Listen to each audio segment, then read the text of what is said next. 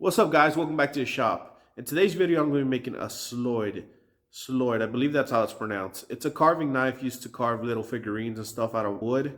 It's used for whittling specifically. I've never made one before, but I'm going to do my first attempt at making one with a special little twist. I'm going to make it out of twist damascus, and it's going to be for a buddy of mine who has a whittling channel. He does tutorials from beginning to end, how to make different figurines and stuff, how to make bears, how to make foxes. It's very interesting. You should really go and check it out. I'll have his channel in the pinned comment down below. Go check it out. It's called Carving is Fun. And I'll be making the knife for him. I hope you guys enjoy it, and let's get started.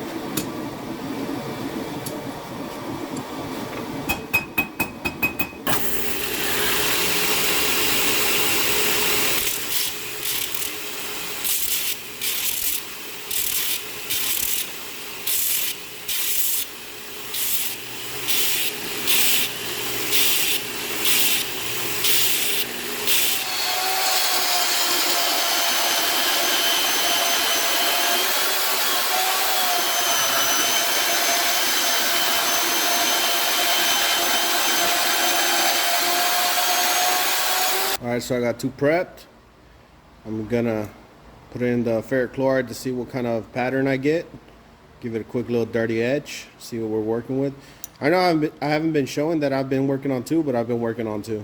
So let's see what difference we got in pattern. So it's a little difficult to tell because it's only 120 grit, but you can see the twist damascus pattern in it. It looks great. I'm very happy. That's why I did a higher layer count. All these little lines would be able to pop out. That way we get a nice crisp image. If I had done a low layer, it turned out more like the scalpel I did in a previous video. Let's check this other one out. This guy looks great as well. I love the fingerprint, almost like a fingerprint pattern it gets from where it twists.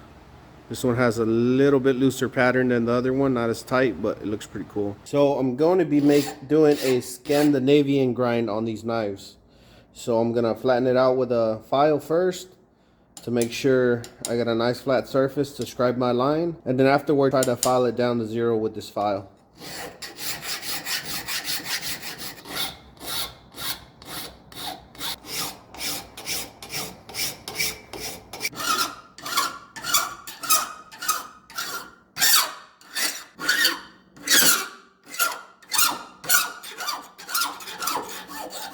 Man, this is a lot more work than I thought trying to hand file this, but that's what we got machines for.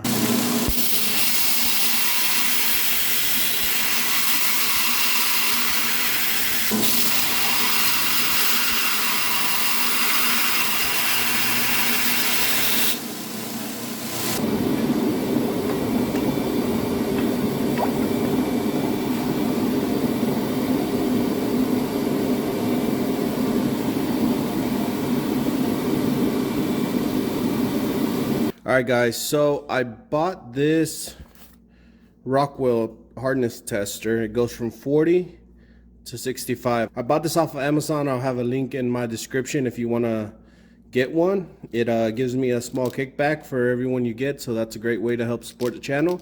And I was asked for a knife that's between 58 and 62 Rockwell hardness.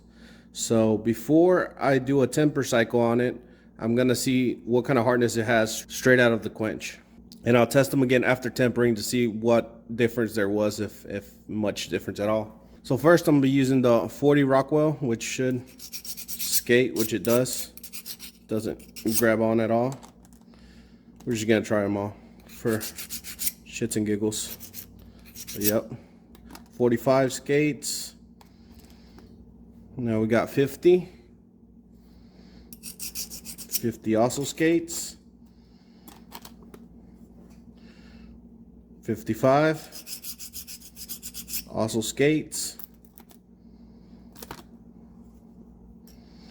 Now we got 60 also skates. Man, this stuff gets hard. And now we have 65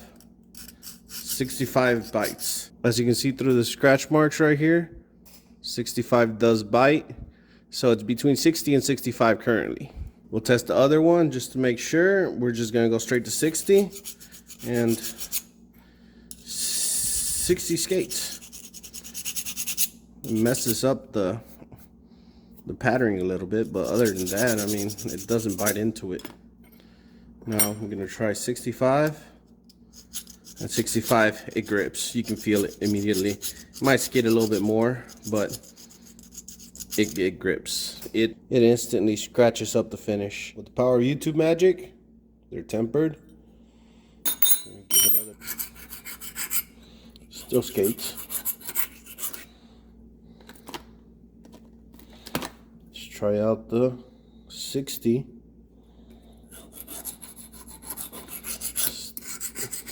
Skates still kind of wants to grip a little bit.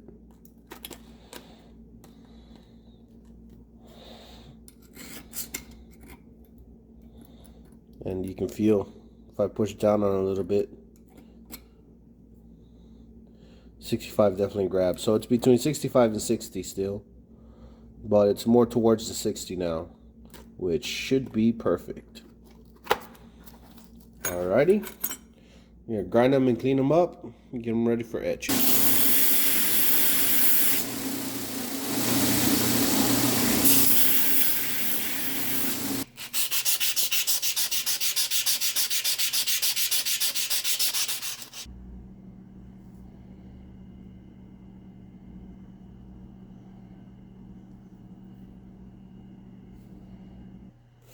I've sharpened it.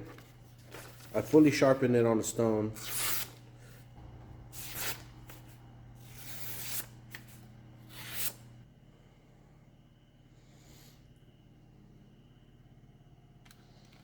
The two blades are out and they look amazing.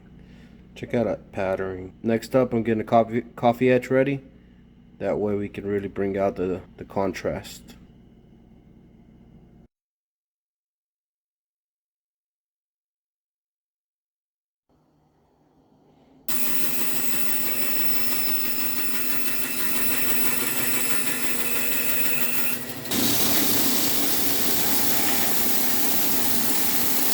Alright, so I screwed up.